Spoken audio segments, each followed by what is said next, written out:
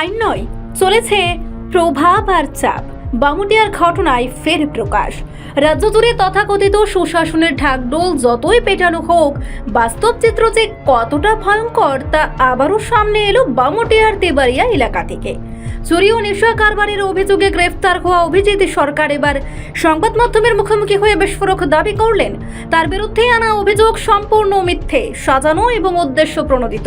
শনিবার রাতে বামুটিয়া পুলিশ ফাঁড়ির অন্তর্গত তেবাড়িয়া এলাকায় স্থানীয় জনতার চাপে পুলিশ অভিজিৎ সরকারকে আটক করে। অভিযোগের সূত্রপাত হয় তারই সাদরেক তথা কর্মী সুমিত ঘোষের জনসমক্ষে দেওয়া বক্তব্যকে কেন্দ্র করে। কিন্তু প্রশ্ন উঠছে, এই রাজ্যে কি এখন জনতার কথাই আইন? পুলিশ কি অভিযোগ যাচাই না করেই গ্রেফতার করছে? অভিজিৎ সরকারের দাবি, সুমিত ঘোষ তার সঙ্গে কাজ করতেন এবং গাড়িতেই থাকতেন। কোনো একটি কারণে তাকে কাজ থেকে সরিয়ে দেওয়াতেই প্রতিশোধমূলকভাবে ছাগল চুরি ও নেশা কারবারের মতো গুরুতর অভিযোগ তোলা হয়। অভিযোগ ওঠার পর কোনো প্রাথমিক তদন্ত ছাড়াই তাকে জনতার হাতে তুলে দেওয়া হয় পুলিশের কাছে, এমনটাই অভিযোগ। পরবর্তী সময়ে অভিজিৎ সরকারের পরিবার, অভিযোগকারী পক্ষ ও স্থানীয় জনতার মধ্যে আলোচনার মাধ্যমে সালিশি সমাধান হয়। অর্থাৎ যে অভিযোগে গ্রেফতার, সেই অভিযোগে শেষ আলোচনার টেবিলে মিটে যায়। তাহলে প্রশ্ন উঠছে, যদি অভিযোগ মিথ্যে হয় তবে গ্রেফতার কেন? আর যদি অভিযোগ সত্যি হয় তবে সালিশের সুযোগ কেন? এই ঘটনায় আবারও স্পষ্ট, বর্তমানে শাসনে আইন চলে শাসকের ইচ্ছায়, আর সাধারণ মানুষের সম্মান, নিরাপত্তা সবটাই অনিশ্চিত। অভিজিৎ সরকার জানিয়েছেন তার সামাজিক সম্মানহানির জন্য তিনি ও তার পরিবার অভিযোগকারীর সাদরেক সুমিত ঘোষের বিরুদ্ধে আইনি পদক্ষেপ নেবেন। কাল একটা অভিযোগের ভিত্তিতে স্থানীয় তেবাড়িয়া এলাকার জনগণ আপনার বাড়িতে আসে এবং পরবর্তী সময়ে আপনাকে পুলিশ বাড়ি থেকে উঠিয়ে নিয়ে যায়। কি হয়েছিল গোটা ঘটনাটা?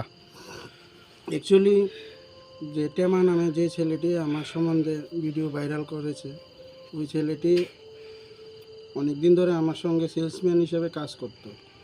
তো কাজ করতো, আমার বাড়িতেই থাকতো, আমার বাড়িতেই খাইতো। তো কিছুদিন ধরে এর গতিবিধি ঠিক মনে হচ্ছে না। তারপর গাড়ি থেকে 3-4 সেট মাল বিক্রি করছে, করার পরে তো তার কাছে 6,000 টাকার মতন আসিল। ওই টাকাটা আমি চাওনে, সে টাকা না দিয়েই পরের দিন, যেদিন বিক্রি হয়েছে এর পরের দিন সকালে ভোরবেলা আমার না করেই গেছে গা।